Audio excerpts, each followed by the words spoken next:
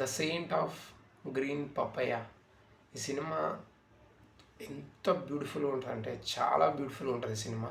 And beautiful composition and చాలా ఏమంటారు starting నుంచి ఎండ్ వరకు ఒక ప్యూర్ ఆర్ట్ సినిమా అనమాట. అంటే మనం కొంచెం ఓపికగా ఆల్మోస్ట్ ఒక ఏమంటారు ఒక జ్ఞానం ఏమంటారు ఒక మెడిటేషన్ చేస్తున్న కైండ్ ఆఫ్ సినిమా అనమాట. అంటే ఒక మనం just we are not watching film, ఒక మనం ఫిలింని చూస్తూనే మనలో మనం మెడిటేషన్ చేస్తున్న ఫీలింగ్ వస్తుంది ఆ సినిమా చూస్తున్నప్పుడు.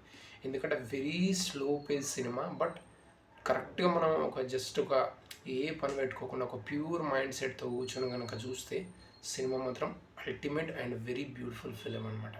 ఈ సినిమా మెయిన్ కాన్సెప్ట్ ఏంటంటే ఒక ఫ్యామిలీ ఏమంటారు జపానీస్ ఫ్యామిలీ, ఆ ఫ్యామిలీ వాళ్ళను ఒక పని మనిషి పెట్టుకోవడానికి ఒక అమ్మాయి ఆ ఇంట్లోకి వస్తుంది.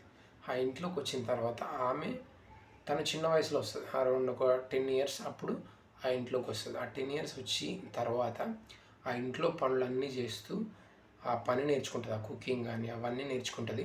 బట్ తన సరౌండింగ్లో ఉన్న అంటే ఆ వాటర్లో ఉన్న కప్పలు అవ్వచ్చు, ఈ చిన్న చిన్న జంతువులు అవ్వచ్చు, అండ్ ఆ మొక్కలు అవ్వచ్చు, ఇవన్నిటితో కూడా తను ఇంట్రాక్షన్ ఏర్పాటు చేసుకుంటుంది.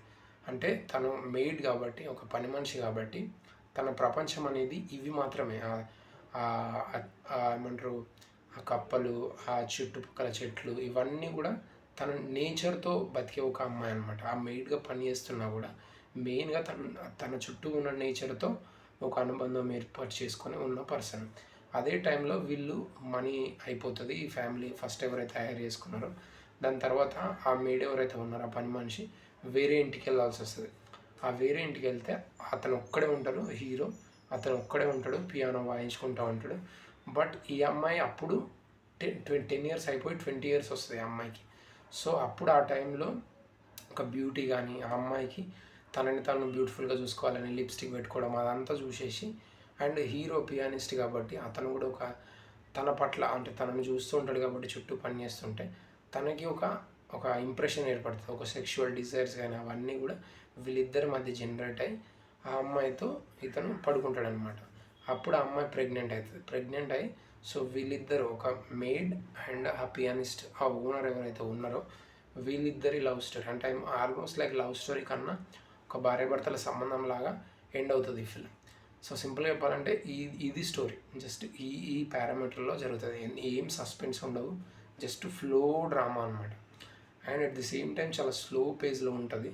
బట్ ఎక్కడ కూడా మీ నిద్రపోయే అవకాశం చాలా ఎక్కువ సినిమా. ఎందుకంటే నీ అటెన్షన్ స్పాన్ ఎంత కోరుకుంటుంది అంటే cinema extreme level extreme level అనమాట. అంటే మనం ఒక మెడిటేషన్ చేసినప్పుడు మనకు ఎంత అయితే ఓపిక ఇదంతా ఉండాలో ఈ సినిమా చూసినప్పుడు కూడా అంతే ఓపిక అదంతా కూడా ఉండాలి, లేకపోతే మనం ఆ సినిమాని వాచ్ చేయలేం. So that's about this film. Once you watch it you will understand more.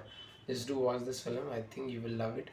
ఒక కంపోజిషన్ ఆస్పెక్ట్ కావచ్చు, ఆ మెయిడ్ క్యారెక్టర్ చేసిన అమ్మాయిలు ఇద్దరు ఎవరైతే ఉన్నారో అంటే 10 years అమ్మాయిలాగా ఒక అమ్మాయి ఉంటుంది, 20 years అమ్మాయిలాగా ఒక అమ్మాయి ఉంటుంది. బట్ వాళ్ళిద్దరి సిమిలారిటీస్ సేమ్గా ఉంటాయి.